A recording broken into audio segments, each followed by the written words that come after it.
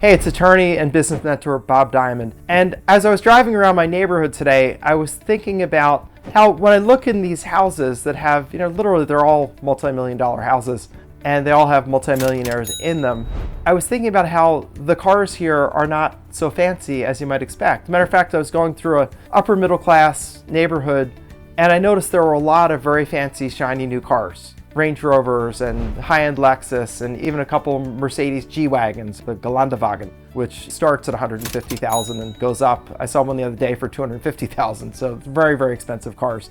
And I've realized that a lot of the folks that are in those sort of upper middle class neighborhoods that are getting those really expensive cars are stretching to do it. They're really stretching to do it. And I realized how that is so putting the cart before the horse. And you've heard that saying, I'm sure, don't put carts before horses because it doesn't work that well. When you kind of try to pretend that you're a member of a class that's higher financially than you are, it really hurts because you start having stress over payments and you find out that when you drive around that fancy car, it really doesn't do what you think it would do for you. It doesn't make people really admire you. It often just makes them envious.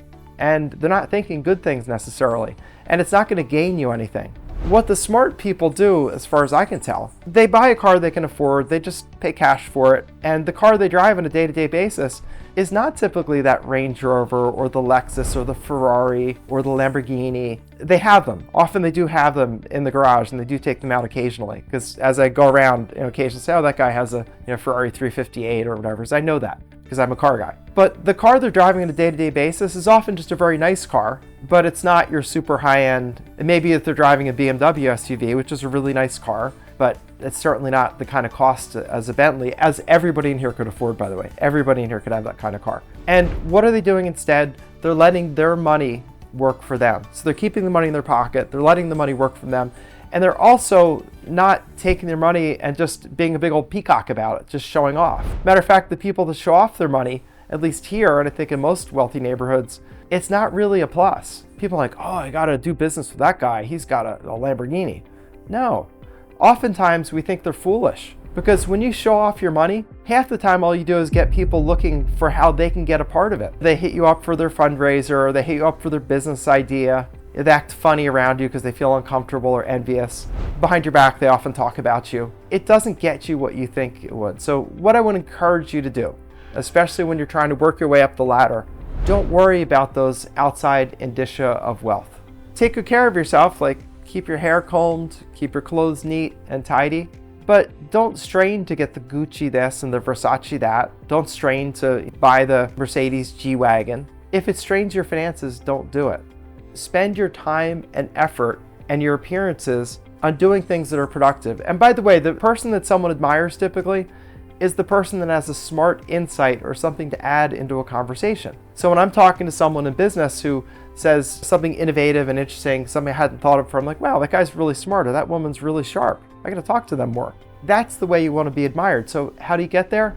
You do reading, you take courses, you go to meetings with smart people, and you learn from that environment and from inundating yourself in innovative, interesting, smart information. Podcasts from really smart people. And we have the smartest people in the world doing podcasts routinely. We have Elon Musk, who, however you feel about him, is one of the sharpest tools in the shed. So he became one of the world's richest men. He puts his information, his thoughts out there all the time. Investing, Warren Buffett has been publishing stuff for years. You can read his annual reports. You can see him and Charlie Munger on YouTube all the time. Those are the smartest people in the world. And you want to read those classics. Like if you're an investor, Benjamin Graham, the Intelligent Investor. You want to read those things and inundate yourself with that smart information so that you're constantly immersing your mind in smart things. And then when you say smart things and you have a smart understanding of the world, that's when the opportunities will come to you. And I can tell you from my perspective, as I've gotten here and I do immerse myself in those sort of smart thinkers and all the modern things, people that are billionaires will want to have conversations with me about business, which is great because there aren't many billionaires around. It's really nice to have in my friend circle and to talk to them. And I've had business opportunities come to me because of that, with those people. And it's not because I live in this neighborhood. It's not because I drive a fancy car. Matter of fact, my car, I have a classic car, and I have my Honda minivan, which is typically what I'm driving around. I do have the fancy car in the garage, by the way. That is there. But that's not what I'm doing to show off on a day-to-day basis. I drive a very beautiful Honda minivan that is top of the line, know that, but it's got all the stuff, heated and ventilated seats and all that stuff, which is great. But I do that for my own pleasure and for the safety and security and pleasure of my family, not because I think someone will admire it, which I think that's a difference, and you'll see that kind of thing consistently. So I'd encourage you, if you want to be successful, make your mind the thing that people admire, and do that by inundating yourself in the modern thinkers of the day, the modern ideas. The more you do that, the more you'll make connections between these things, and the smarter you'll become.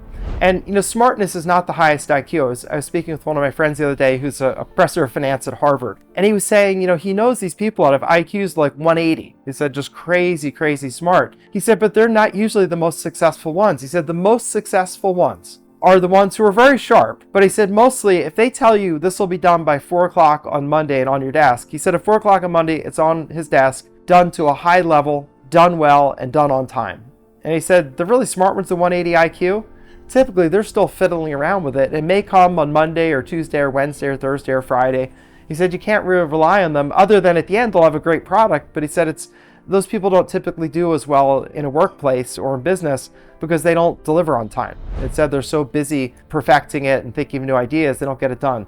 In business, there's no doubt you get rewarded for the things that you get done, and the things that you get done very well and on time. It doesn't have to be the world's best, like Nobel Prize winning work. It needs to be done well to a high level and done on time, and that will get you ahead. Same thing in business. If you have your own business, it's enough to do it really well and to deliver when you say you're going to. That's what gets you the success. It's very rare. The only people who could be a little bit whiffy like that and really get away with it are super high level experts like the world's best brain surgeon. People will tolerate their nonsense because they're the only ones that can do what they can do, but that's not most of us. Let's face it, that's not most of us at all.